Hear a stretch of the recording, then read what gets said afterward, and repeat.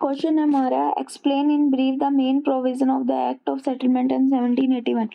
Important question है exam के purpose से, चाहे वो रेगुलेटिंग एक्ट आपसे पूछे तो भी सेटलमेंट को कनेक्ट कराता है, और अगर आपसे सेटलमेंट पूछे तो भी क्या है, रेगुलेटिंग एक्ट जो है वो दोनों को एक साथ में कनेक्टेड करता है। तो ये जो एक्ट है ना 1773 का आपका रेगुलेटिंग एक्ट है, इस एक्ट के अंदर जो भी कमियां वगैरह रह गई थी उनको कंप्लीट करने के लिए क्या है, ये जो 1781 एक्ट है ये बनाया गया। इसके अंदर क्या क्या चीजें थी कि इन्होंने जब 1773 का जो एक्ट पारित किया था, ये अपने ऑब्जेक्ट को कंप्लीट करने में पूरी तरह से असफल रहा। ठीक है, इसके कुछ परिणाम भी निकल के आए, जैसे कि मान लो सुप्रीम काउंसिल और सुप्रीम कोर्ट के बीच में जो टकराव था वो सामने आया, जिसके एग्जाम्पल आपको पता ही है, कासीजुरा का मामला हो गया, नंद कुमार का मामला हो गया। एक दोनों से रिलेटेड ना कमालुद्दीन का मामला है, अगर आप लोगों ने पढ़ा है तो कमालुद्दीन का मामले में क्या हुआ था कि उसको माल गुजारी करने के मामला था। ठीक है, जिसके अंदर सुप्रीम कोर्ट ने इंटरफेयर किया था, और ये ऑलरेडी था कि सुप्रीम कोर्ट को रिवेन्यू रिलेटेड जो भी मामले होते हैं उसमें इंटरफेयर करना जो है अलाउड नहीं था। फिर जैसे कि मालगुजारी की जो वसूली थी उसके अंदर भी काम जो था रुक गया था। ठीक है, फिर दूसरा क्या है कि भारतीयों को उनके जो कस्टम्स हैं, उनकी जो भी यूजेस हैं, उनके अकॉर्डिंग क्या है, जस्टिस नहीं मिल पाता था। तो ये जो सारी चीजें है ना, इन सारी चीजों को दूर करने के लिए इन्होंने क्या किया, 1781 में एक एक्ट ऑफ सेटलमेंट पारित किया, जिसका मेन ऑब्जेक्ट था कि सुप्रीम काउंसिल सुप्रीम कोर्ट के बीच में जो भी टकराव है उसको खत्म करना है, सुप्रीम कोर्ट की जो भी जुडिक्शन है उसको डिसाइड करना है।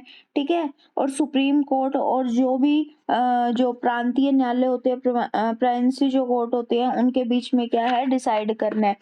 और भारतीयों के जो भी पुराने कानून हैं उनको प्रोटेक्शन प्रदान करनी है। तो नॉर्मल सी बात है, एक्ट के ऑब्जेक्ट क्या, कि जो भी सुप्रीम काउंसिल सुप्रीम कोर्ट के बीच में जो टकराव आया है उसको खत्म करो, जुडिक्शन को डिसाइड करो। ठीक है, इसके अंदर डिसाइड करो कि कौन जो है इसकी जुडिक्शन में आएगा, कौन नहीं आएगा, और जो भी भारतीयों के प्राचीन जो भी कानून थे उनको प्रोटेक्शन प्रोवाइड करना। तो सीधी सी बात है, सुप्रीम कोर्ट के अधिकार क्षेत्र का विवेचन कि सुप्रीम कोर्ट जो है वो किस किस पे अप्लाई होगा। तो जो सुप्रीम कोर्ट था, तो इन्होंने 1781 में डिसाइड किया कि कलकत्ता के वो सारे निवासी होंगे वो सुप्रीम कोर्ट के जुडिक्शन में आएंगे, चाहे वो भारतीय हो चाहे अंग्रेज हो। ठीक है, कलकत्ता से बाहर रहने वालों को इसमें नहीं इंक्लूड किया जाएगा। और कंपनी के कर्मचारियों के लिए ये प्रोविजन किया गया कि जो कंपनी है ना, उसके सिविल क्रिमिनल मैटर तो सुप्रीम कोर्ट सुन सकता है, कब सुन सकता है, जब दोनों पार्टीज क्या है, अपनी कंसेंट दे दे। फिर जो पद से हैसियत पे काम करते थे, पद की हैसियत पे कौन कौन, कलेक्टर हो गया, मालगुजारी करने वाला हो गया, गवर्नर जनरल हो गया, काउंसिल के मेंबर हो गए, जो भी जुडिशियल ऑफिसर्स थे वो हो गए। तो इनका क्या काम होता था कि इनको ना पद से बाहर कर दिया कि ये अपने पद को क्या है, ढंग तरीके से काम कर सकते हैं। ठीक है, तो इनको क्या है, सुप्रीम कोर्ट के जुडिक्शन से बाहर कर दिया। फिर पर्सनल लॉ बताया, पर्सनल लॉ को भी इन्होंने बताया कि हिंदू और मुसलमानों के अगर मामलों को खत्म करना है, उनका मतलब सॉल्यूशन निकालना है, तो उनके पर्सनल लॉ के अकॉर्डिंग किए जाए। लेकिन एक चीज यहाँ पे नोट करो, अगर मान लो डिफेंडेंट, प्लेंटिफ और डिफेंडेंट दोनों अलग अलग धर्म से हैं, तो जो डिफेंडेंट का जो धर्म होगा उसको अप्लाई किया जाएगा। ठीक है, फिर उसके बाद में भारतीयों को धर्म और उनकी परंपराओं का प्रोटेक्शन प्रोवाइड किया गया। ठीक है, प्रांतीय जो प्रोविंशियल कोर्ट थे उनको मान्यता दी गई, जिसको कोर्ट ऑफ रिकॉर्ड भी बोला गया। सदर दीवानी जो अदालत हम पढ़ के आए हैं उसको बंगाल का मुख्य जो मेन अपीलेट कोर्ट है वो बनाया गया, कोर्ट ऑफ रिकॉर्ड बनाया गया इसको। ठीक है, जो आपके कितने पौंड से रिलेटेड है, 1000 पौंड से कम मूल्य के जो भी सिविल जो अपील होती थी उसका जो जजमेंट होता था वो आखिरी होता था। ठीक है, और इससे ज्यादा होगा तो प्रीवियस काउंसिल में क्या है, अपील की जाती है। नेक्स्ट क्या है कि डैमेजेस की बात करें, तो डैमेजेस के अंदर भी इस एक्ट, ये जब 1781 का जो सेटलमेंट एक्ट आया, इसने बंदियों को मुक्ति दी, क्षतिपूर्ति के संबंध में भी बहुत सारे प्रोविजन किए। पटना केस में जो बंदी बनाए थे डिफेंडेंट, उनको मतलब मुक्त करवा दिया। सुप्रीम कोर्ट की प्रक्रिया और कार्यशैली में जो भी विरोध पैदा करने वाले थे, तो उनके बीच में भी क्या है, गवर्नर जनरल और उनके काउंसिल के जो भी अधिकारी थे, सदस्यों को अपराध से मुक्त कर दिया।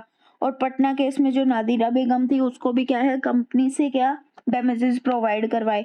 लेजिस्लेचर पावर क्या, तो लेजिस्लेचर पावर में इस एक्ट के अंदर जो गवर्नर जनरल और काउंसिल को बंगाल, बिहार, उड़ीसा के जो भी मुंफसिल एरिए हैं उसके अंदर लॉ निर्माण करने की शक्तियां प्रदान की गई। ऐसी विधियों के अंदर सुप्रीम कोर्ट का जो रजिस्ट्रेशन कराया जाना आवश्यक था। ठीक है, तो ये इसके काम थे। मेन प्रोविजन क्या थे भाई? सुप्रीम कोर्ट का एक तो अधिकार क्षेत्र डिसाइड करना, दूसरा क्या है, जो पद की हैसियत से काम कर रहे हैं उनको सुप्रीम कोर्ट की जुडिक्शन से बाहर करना, फ्री कर देना, पर्सनल लॉज को अप्लाई करना। ठीक है, एक सेकेंड, हाँ जी। नेक्स्ट क्या है कि जो पद की हैसियत से काम करते थे लोग उनको इसके जुडिक्शन से बाहर कर देना, पर्सनल लॉज को अप्लाई करना, जो भी भारतीयों के धर्म थे, उनकी परंपराएं थी, उनको प्रोटेक्शन प्रोवाइड करना। ठीक है, फिर जो प्रांतीय न्यायालयों को मान्यता देने वाले थे, प्रोविंशियल कोर्ट वहां पे बनाए गए, फिर डैमेजेस इनको प्रोवाइड करवाई गई, लेजिस्लेचर जो पावर्स है वो प्रोवाइड करवाई गई। ठीक है, इसमें बोला कि ऐसे अगर लॉज बनाए जाएंगे ना मुफ्सिल एरियो के लिए, जो भी विधि का निर्माण किया जाएगा तो सुप्रीम कोर्ट में क्या है, पंजीयन कराना जाएगा, रजिस्ट्रेशन कराना पड़ेगा। ठीक है, फिर इसका मूल्यांकन करा, वैल्यूएशन निकल के आई। तो वैल्यूएशन क्या चीज निकल के आई भाई? दोनों के बीच में जब इतना कुछ हो गया तो सुप्रीम काउंसिल और सुप्रीम कोर्ट की अधिकारिता जब डिसाइडेड कर दी तो दोनों के बीच में टकराव खत्म हो गया। पद की हैसियत से सुप्रीम कोर्ट को बाहर कर दिया, तो पद की हैसियत में जो भी लोग काम कर रहे थे वो अब अपना फ्री तरीके से क्या है, बिना डर के काम कर सकते थे। ठीक है, भारतीयों के ऊपर उनकी पर्सनल लॉज अप्लाई की गई, जिससे उनके जो भी रिलीजन थे, उनका धर्म था, उनके भी कस्टम थे, रीति रिवाज थे, परंपराएं थी, उन सब में क्या है, इनको अच्छे से उनको जगह मिली। फिर दूसरा, पटना केस के अंदर जो लोग बंदी बनाए थे उनको न्याय मिला।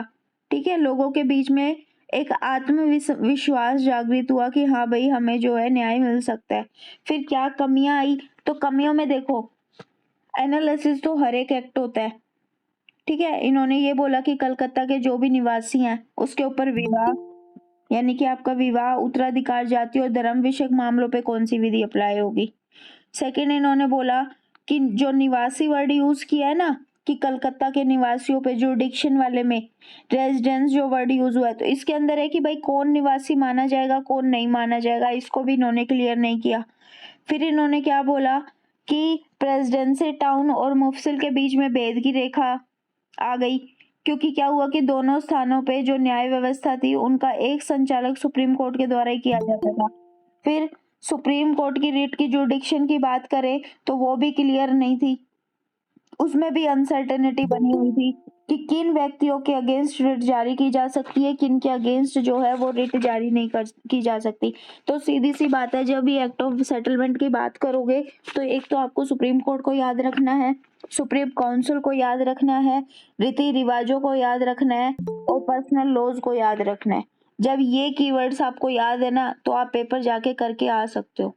मेन प्रोविजन में कौन कौन सुप्रीम कोर्ट की जुडिक्शन में है, पद की हैसियत से काम करने वालों को सुप्रीम कोर्ट में रखा जाएगा, नहीं रखा जाएगा, पर्सनल लॉ अप्लाई होगी नहीं होगी। ठीक है, धर्म में जो प्रोटेक्शन प्रोवाइड किया गया वो मिलेगा नहीं मिलेगा, डैमेजेस जो है वो नहीं मिलेंगे कि नहीं मिलेंगे, लेजिस्लेचर पावर्स है उनके बारे में बात करता है। वैल्यूएशन करते हो तो वैल्यूएशन होती है एक पूरा टॉपिक कि पूरा जो भी मेन प्रोविजन था उसका क्या फीचर निकाला आपने। और जो कमियां बात करेंगे तो कमियों में सिर्फ एक तो इन्होंने निवासी वर्ड को क्लियर किया, एक कलकत्ता के ऊपर मैरिज सक्सेशन कास्ट वाले जो मामले हैं उन पे कौन सा लॉ अप्लाई होगा। ठीक है, और रिट की जो जुडिक्शन करनी है तो सुप्रीम कोर्ट कौन सी रिट को क्या है जारी करवा सकता है, क्लियर कि नहीं